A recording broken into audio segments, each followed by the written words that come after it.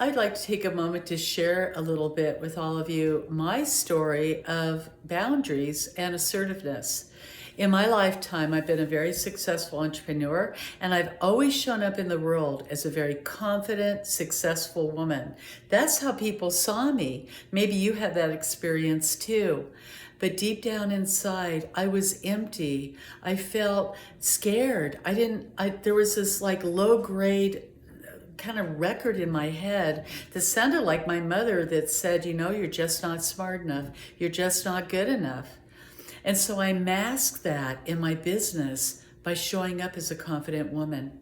And that was great because everybody thought from the outside I had it all. I had this successful personal training business. I had a beautiful home. Our daughter was top of, the honor list. My husband and I showed up as a perfect couple, nice house, nice car, the whole 9 yards, right? And in my business, in my community, everybody's like, oh my God, she's so confident.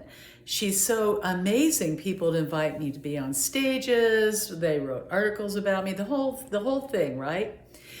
But there was such a disconnect inside of my head and inside of my life. Maybe you've had this experience where you feel like an impostor. You're one person here and you're another person there. And that was me. During the day at my studio, I was fit, confident. Everybody saw me. They're like, oh my God, that girl has it all.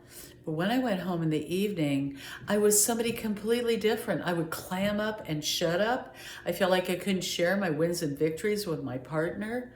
I felt constantly like I wasn't a good enough mother. Do you have that experience too? And I was like, who is this woman? I would be like this shrinking violet. I'd be like a doormat that my husband would talk over. And I wouldn't speak up. I wouldn't tell him when I didn't agree with him. I would just walk away during a disagreement. And it felt terrible. It felt absolutely terrible. But then I discovered how to set my boundaries and how to speak my boundaries in a way that really allowed me to bridge the gap between where I was at work and where I was at home. I started identifying what is the behavior of the people in my life that are breaching my boundaries. And how am I responding? And what does that feel like for me? Those 3 steps really changed my life. And I applied them not only to my personal training studio and my personal business, where I discovered I had really bad personal boundaries and Zippo true self-care. I had all this faux self-care, the massage, the facial, all the things.